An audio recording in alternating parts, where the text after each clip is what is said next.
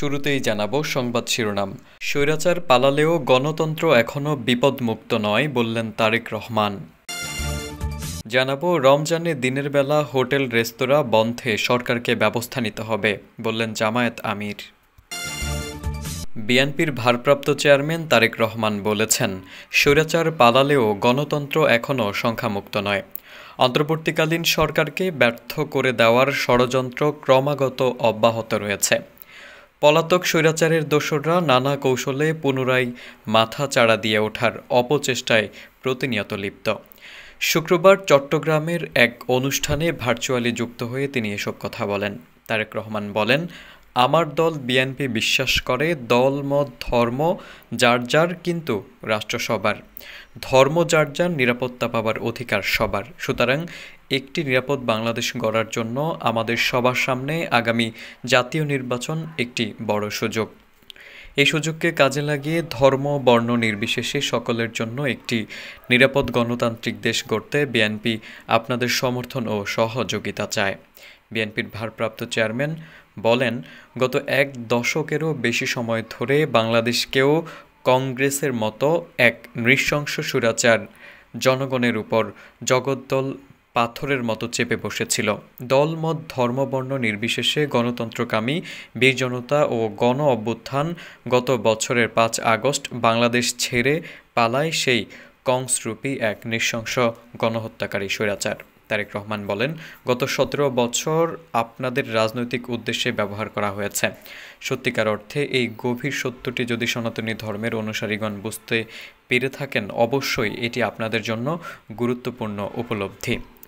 একটি সম্প্রীতি, সমৃদ্ধি এবং বাংলাদেশ গড়ে তোলার পথে আপনাদের এই উপলব্ধি আগামী দিনে আমাদের সকলের জন্য অত্যন্ত সহায়ক ভূমিকা রাখবে। আমাদের সকলেরই জেনে রাখা প্রয়োজন, রাষ্ট্র এবং সমাজে নিরাপদ বসবাস নিশ্চিত করতে কোনো দলীয় পরিচয়ে আবদ্ধ থাকা কারো জন্যই জরুরি নয়। কে সংখ্যালঘু, কে সংখ্যাগরিষ্ঠ জনগোষ্ঠীর সদস্য, শুধুমাত্র এই পরিচয় রাষ্ট্র এবং সমাজে একজন নাগরিকের নিরাপত্তা নিশ্চিতের গ্যারান্টি হতে পারে না। তিনি বলেন, পলাতক যে স্বৈরাচার বর্বর শাসনামল ছিল, সেই শাসনামল মাসের পর মাস, বছরের পর বছর যাদের আয়নাগরে নির্জন অন্ধকারে প্রতিদিন প্রতিনিয়ত মৃত্যু আতঙ্কে কাটাতে হয়েছে, তাদের সবাই কিন্তু কথিত সংখ্যাগুরু জনগোষ্ঠীর সদস্য। এদিকে রমজান মাসে দিনের বেলা হোটেল রেস্টুরেন্ট বন্ধ সহ সব অশ্লীলতা বন্ধে অন্তর্বর্তী সরকারকে কার্যকর ব্যবস্থা নেওয়ার আহ্বান জানিয়েছেন জামায়াতে ইসলামীর আমির ডাক্তার শফিকুর রহমান। শুক্রবার গণমাধ্যমে পাঠানো এক বিবৃতিতে তিনি এসব কথা বলেন। প্রেস বিজ্ঞপ্তিতে জামায়াত আমির বলেন, ফ্যাসিবাদের দোসর অসৎ ব্যবসায়ীরা নিত্যপ্রয়োজনীয় দ্রব্য ও ইফতার সামগ্রীর মূল্য বৃদ্ধি করার সুযোগ যেন না পায়, সেদিকে অন্তর্বর্তী সরকারকে কঠোর ব্যবস্থা নিতে হবে। অসৎ ব্যবসায়ীদের সকল সিন্ডিকেট ভেঙে দিতে হবে। সুষ্ঠু ও সুপরিকল্পিত বাজার ব্যবস্থাপনা গড়ে তুলতে হবে।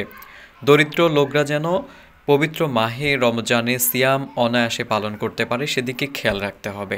এজন্য ভুতুর্কি দিয়ে হলেও চাল, ডাল, তেল, মাছ, গোশত, তরি তরকারি, চিনি, খেজুর, ছোলা ইত্যাদি দ্রব্যের মূল্য যেন জনগণের ক্রয়সীমার মধ্যে থাকে।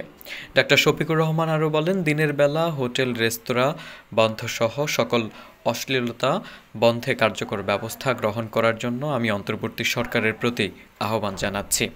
দেশবাসীকে কোরআন শিক্ষার আলোকে সমাজ বিনির্মাণের লক্ষ্যে পবিত্র রমজান মাসকে প্রশিক্ষণের মাস হিসেবে গ্রহণ করারও আহ্বান জানান তিনি।